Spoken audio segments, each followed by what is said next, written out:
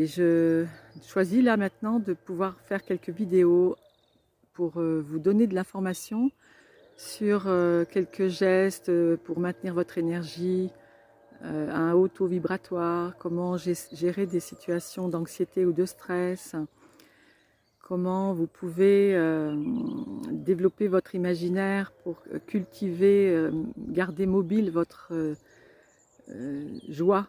Et votre imaginaire va servir à ça, car pour le cerveau, il n'y a pas de différence entre imaginaire et réalité.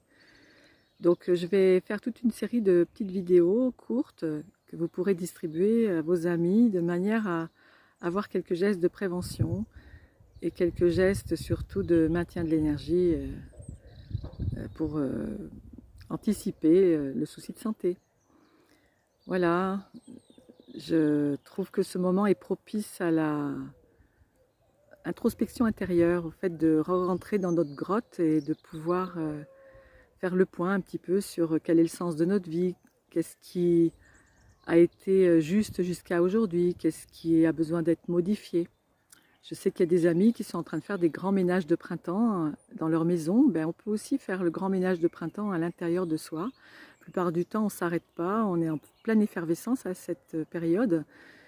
Et on est tous un petit peu dispersés par plein d'activités, plein de rencontres, de coups de téléphone et autres. Et bien là, aujourd'hui, pour ceux qui ne sont pas encore mobilisés excessivement dans l'aspect de la santé ou de l'alimentaire, eh bien vous avez sans doute la possibilité de vous poser un peu, de vous reposer aussi, parce qu'on a besoin de récupérer un peu. Et puis pour moi, cette période, bien sûr, il y a des personnes qui vont perdre la vie, mais voilà, la vie c'est un début, un milieu, une fin. On sait qu'on est là que de passage et que quand c'est notre moment, on quitte la planète pour d'autres espaces. Enfin, en tout cas, pour moi, c'est ma conception des choses. Donc, je ne sais pas si la vie va souhaiter que je reste en vie. Si c'est le cas, ben, je mettrai à profit tout ce que je suis et ce que j'ai engrammé comme connaissances, compétences et bonheur de vivre pour l'offrir à d'autres sur cette planète. Et puis si ça devait être autre chose pour moi, eh bien j'accepte aussi que la vie ce soit son chemin.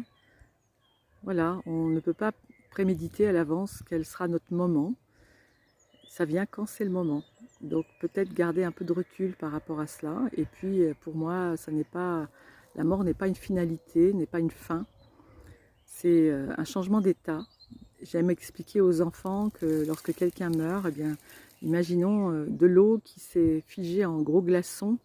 Si on le met à chauffer dans une casserole, de l'endroit d'un liquide, on avait quelque chose de très solide, très dur, très dense. On le met chauffer dans une casserole, ça va redevenir liquide, puis ça va s'évaporer jusqu'au moment où il n'y a plus rien dans la casserole. Est-ce que ça veut dire que l'eau n'existe plus? Eh bien, pas vraiment. L'eau a changé de forme. Et donc, dans notre corps, c'est la même chose. Lorsque l'on meurt, on change de forme. C'est-à-dire que la matière est redonnée à la terre, puisqu'elle appartient à la terre, la matière. Et ce qui est de l'essence, la partie subtile qui illumine notre regard, qui habite notre être, eh bien cette partie subtile, elle prend d'autres directions, elle se redilate dans l'espace, telle que l'eau qui se dilate quand elle s'évapore. Et cette image, moi, elle me va bien.